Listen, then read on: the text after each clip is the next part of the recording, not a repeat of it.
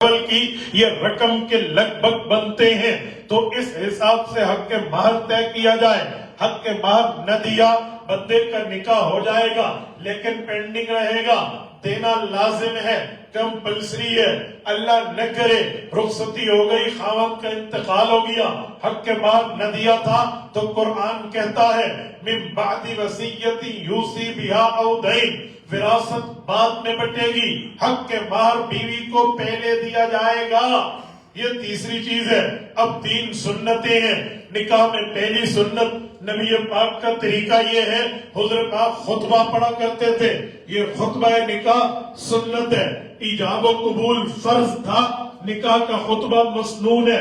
رسالت میں آپ یہ پڑھا کرتے تھے. پتہ چلا نکاح کا خطبہ پڑھنا حضور پاک کا طریقہ. دوسرے نمبر پہ رسالت مآب علیہ السلام کی عادت مبارکہ تھی. حضور پاک کے پاس خشک کھجوریں جسے ہم چھوارے کہتے ہیں یہ موجود ہوتے تھے. آپ علیہ السلام کے لیے روایات کا لفظ ہے نصر رسول اللہ. حضور پاک ہاتھ میں نہیں یوں نچھاور کرتے تھے، اوپر جیسے دوستوں کے اوپر پیار سے، محبت سے، حج سے، دل لگی سے یوں پیار سے پھینک دے. اسے رزق کی ناقدری نہیں کہتے، اسے شرعی طریقہ کہتے ہیں. حضور پاک علیہ السلام یوں بانٹا کرتے تھے. یہ دوسری سنت ہے. تیسری سنت ہے دعوت ولیمہ. یہ دعوت ولیمہ یہ رسول اللہ کا طریقہ ہے. رسالت میں آپ نے ولیمہ کیا بھی ہے، حکم بھی دیا ہے.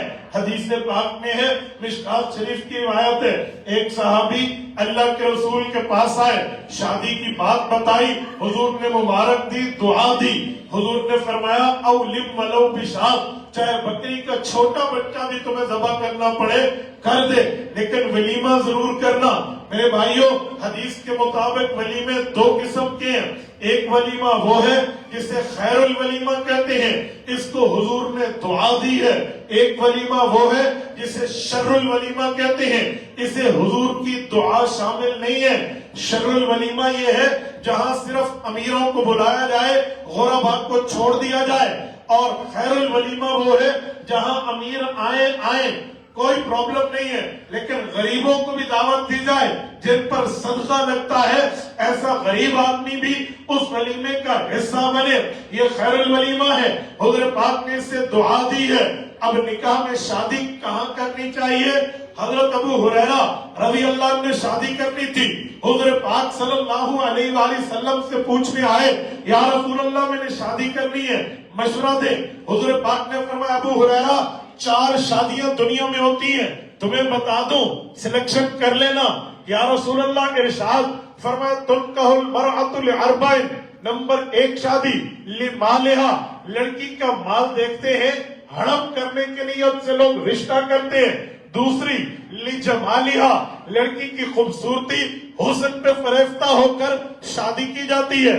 نمبر 3 لحسبہا، عورت کا خاندان دیکھتے ہیں، بڑے خاندان سے ریلیٹڈ ہے اس لیے بڑے خاندان کی ہے، نکاح کر لیتے ہیں. چوتھی چیز لدینہا، عورت کا حیا دیکھتے ہیں، بچی کے اندر دینداری دیکھتے ہیں تو شادی کرتے ہیں. یہ بات کر کے حضور قدرے خاموش ہوئے. حضرت ابو ہریرہ رضی اللہ عنہ نے سر اٹھایا، عرض کی اللہ کے رسول میرے لیے کیا طے فرمائیں گے؟ حضور پاک نے فرمایا فاظفر بذات الدین.